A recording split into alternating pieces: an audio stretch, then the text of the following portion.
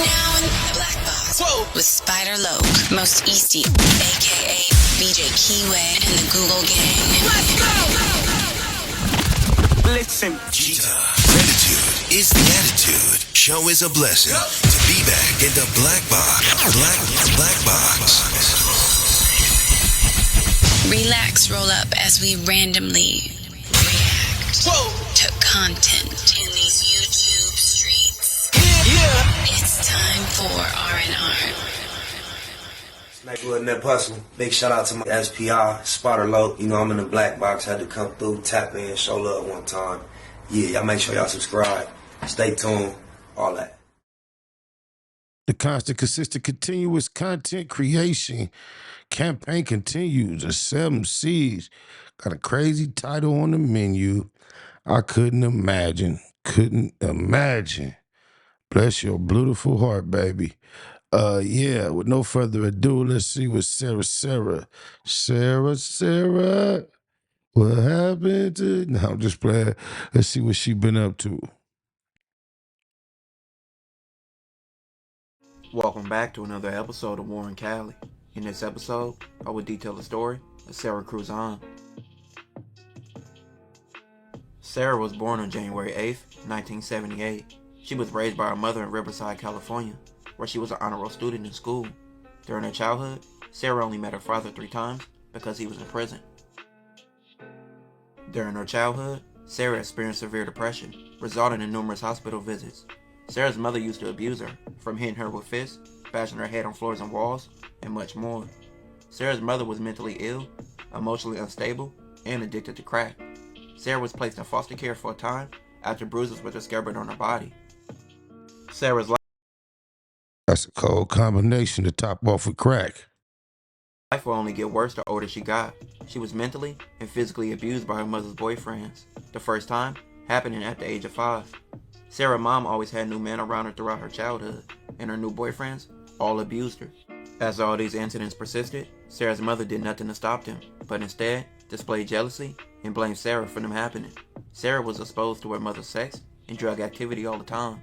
By 4th grade, Sara started cutting herself, and by age 11, Sara began to leave home without permission. Sara's mother showed no sign of concern. Instead, she physically assaulted Sara and forced her out the house. At age 11, Sara was hospitalized for attempted suicide. Rather than provide Sara with safety, the state sent Sara back home. When Sara was 11 years old, she met a man named George, who was 20 years older than Sara. When Sara was 11 years old and in elementary school, she was approached by George on her way home. He lured her into his car by taking her to get ice cream. This one interaction turned into years of manipulation, grooming, and assault, and years of trauma would follow.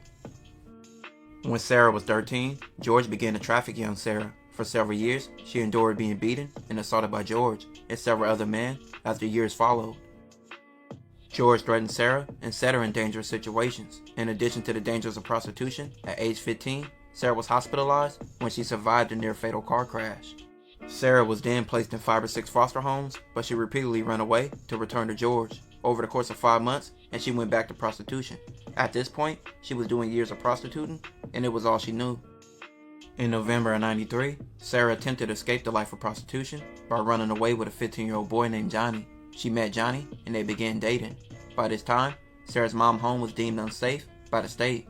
Sara's boyfriend Johnny found a place where they could stay, which was with his uncle named James. James was a convicted felon and drug dealer on parole. James bragged about murders he committed and waved guns and threatened to take Sara's life. Sara hoped to borrow money from George to get her own apartment and escape James. When James caught wind of this, he demanded that Sara follow his instructions to rob and murder George if she wished to live and her family as well. March 9th, 1994. James gathered Sara with a gun and a pager. He ordered Sara to call George to arrange that 2 of them meet. James brought Sara to where George would be, and George picked her up to take her to the movies. Sara began to receive several pages from James instructing 187, as she knew that meant murder. George took Sara to the same hotel where he assaulted her on previous occasions. While George paid for the room, Sara called James. He told her if she didn't go through with the plans and murder or robbery of George, that he was going to kill her.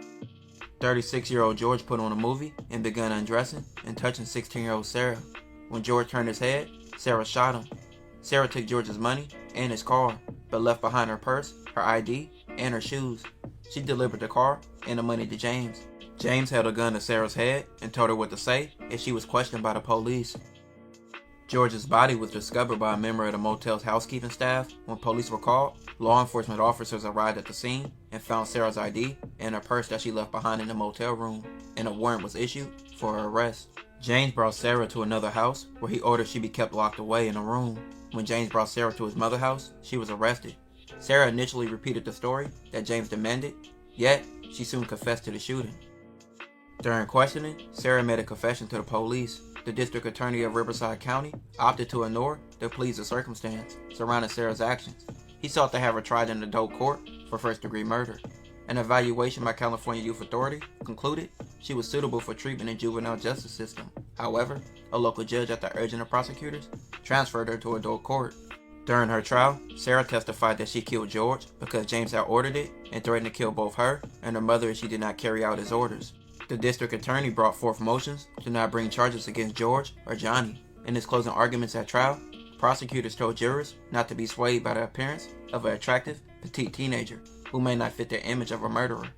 During her trial, Sara's abuse was not admitted into evidence, and she was not allowed to speak on it, and Sara's defense was severely limited. On May 11, 1995, a Riverside Superior Court jury of 7 women and 5 men found Sara guilty of first-degree murder, affirming 2 special circumstances: that George was murdered during a robbery and that Sara had been lying in wait to kill him. This would give Sara a life sentence, and at just 17 years old in 1995, Sara would go on to spend nearly 2 decades behind bars with no justice for what happened to her. James would later be sent to prison in 1998 for assaulting a woman and robbing her. His earliest parole date is 2028. He is now 58 years old. A campaign called Free Sara was founded in 2006 by a woman named Kim Diane, whose dedication was inspired by hearing Sara's story. It was just unbelievable that they would put her in prison for something like this when she tried to save herself from a predator, from a pimp. In 2012, Free Sara became a national campaign ran by 3 women, including Kim Diane, whose mission was to raise awareness of Sara's story. With the aid of national supporters. I can't believe she had to go through all that. That's crazy. In Sara's 2007 interview by the Human Rights Watch on the last day of 2010, Sara's sentence was commuted to 25 to life with the possibility of parole. In January 2013, her sentence was reduced to second-degree manslaughter and 19 years effectively time served, making her eligible for a parole hearing. 95 trial. And there's been quite a bit of attention around this, a lot of high-profile people getting involved, and even Governor Schwarzenegger, the former governor, actually reduced her sentence from life to 25 to life. Right, gave her a chance at parole, but it doesn't take care of what her attorneys want, which is a new trial for her, and perhaps and they're depending on the outcome of that. She's also asked separately for credit for time served, but dismissal, but that was set aside by a Riverside County Superior Court judge. Sara was found suitable for parole on June 12, 2013, and the decision was forwarded to Governor Jerry Brown. On October 31st, 2013, she was paroled after serving 19 years. Instead of going through the incarceration prior to being incarcerated, those kind of things, I just wanted to start anew. Kruzan is 10 months into her freedom. Despite 2 decades of imprisonment, laughter comes easily. A twinkle sits in her eyes, and freedom's thrill remains. I guess I would say it's like waking up every day and feeling like Christmas for me, because there's just so much to choose from, and it's amazing to be able to just... That was hella poetic, but hella profound. I'm glad she said it like that, because I can imagine what she said. I can relate to that thought process. She said, like, every day like Christmas. I know that one day you parole is like the best Christmas ever, but she said after what she went through every morning was waking up to a Christmas. Gotta appreciate life, y'all. Jeter. Let's go. Sara's mom will later go on Dr. Phil and tell her side of the story. Physically abuse her? Sometimes. Did you in fact bang her head in the floor to the point that blood splattered? No.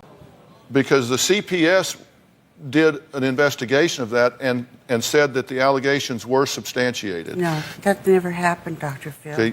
You admitted. If CPS substantiated those allegations, then how much time did she do? This is trumped up for the show. Has to be.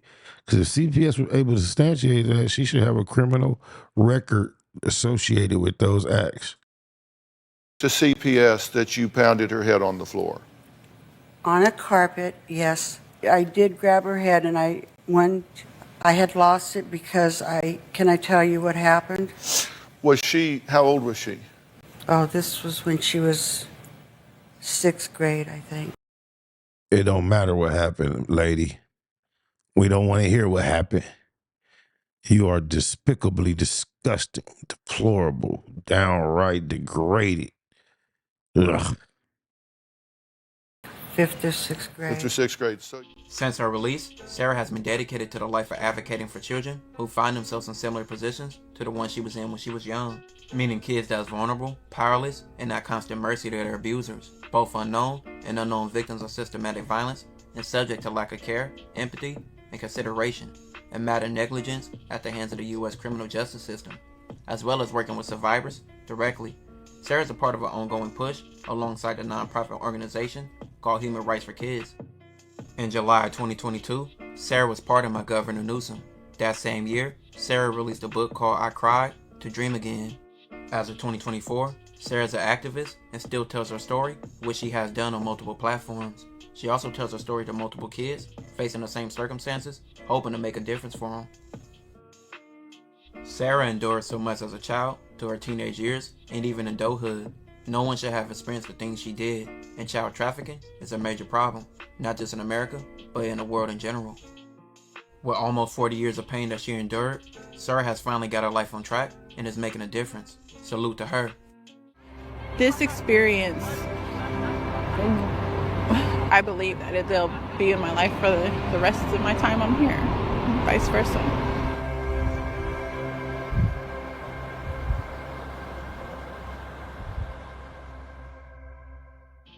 This will conclude this episode. If you haven't already, check out my previous episodes. Don't forget to like, comment, and subscribe.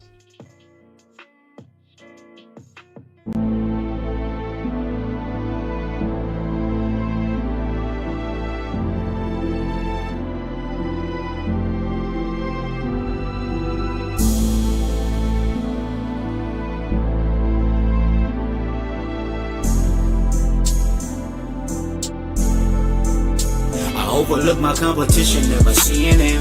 I done train my mind that I'm going. You could tell by how I walk, talk, I'm a boss. A east side millionaire, homie, what you thought? My life is a movie. SPI Can't get close to me. They mad cause they can't be everything that they wanna be. Yeah. This time around, I ain't moving with a gang of homies. By my lonely, couple bad bitches hanging on me. For sure, sharpshooters on deck though. Will I ever let my foot up off these bitch niggas' neck? No. Blue Bentley getting blunted. Wonder how it come to that. Can't let a rat do me like they done my nigga Thundercat. Baymax, place nothing above my paper. Couple slugs for the haters, but I love my neighbors. Point blank, do no subliminal dissing. When I listen, I can tell you never been on no mission. Sticking to the script, don't care if I offend you. Neighborhood crib, the marathon I overlook my competition, never seeing him. I done train my mind that I'm going. You could tell by how I walk, talk, I'm a boss. A east side millionaire, homie, what you thought? My life is a movie. They can't get close to me. They mad cause they can't be. I'm everything that they wanna be. Yeah. On the east, the streets anticipate my new release. Legendary beast, peace to Lil Tootie Reese. 97,000 in a day's work. It hurt to read the paperwork, we from the same turf. Talking super turned up to make things worse. Passed out passes in the past, I take the blame first. Go hard when I'm cleaning up the backyard. Queerdos sound like a queen trying to act hard. I represent the truth, we don't play by the same rules.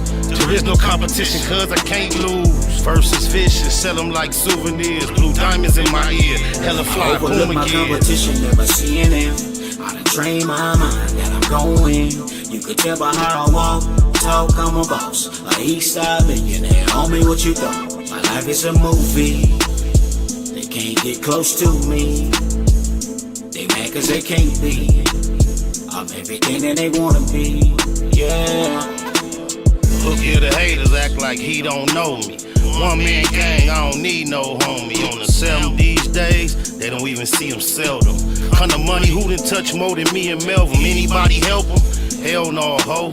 Straight line dollars, they'll dog dough. SBI spot, can't never have it. Eastside legend like A7 Magic. Honcho hustle. Plus see the bomb in the booth, counting coins like Chucky from Swan. How the most easy with the ends gon' bow down. Ballin', clowning like Benzo. Overlook my competition, never seeing them. I done trained my mind that I'm going. You could tell by how I walk, talk, I'm a boss. A Eastside millionaire, homie, what you thought? My life is a movie. They can't get close to me. They mad cause they can't be. I'm everything that they wanna be. Yeah.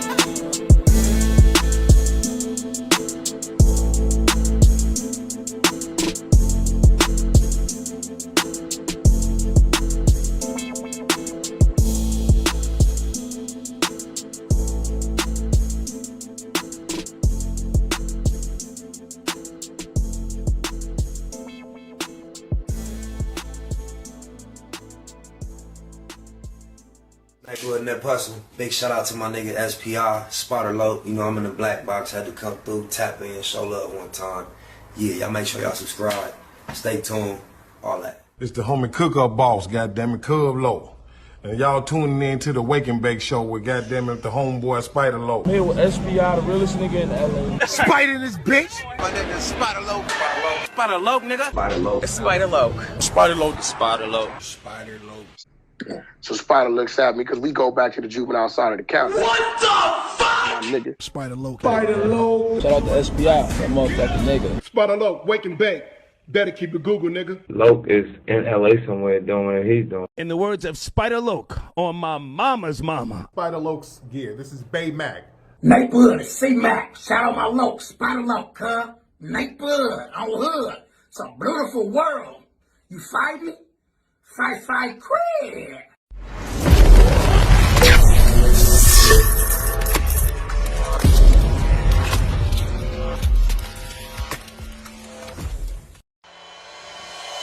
Point blank, do no subliminal dissing.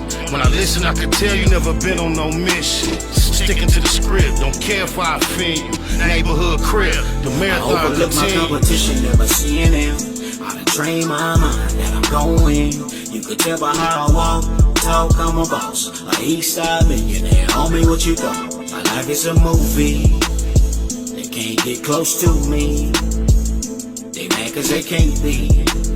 I'm everything that they wanna be, yeah. You are now in the black box. Whoa. With Spider Loke, Most Easty, aka BJ Keyway, and the Google Gang. Let's go!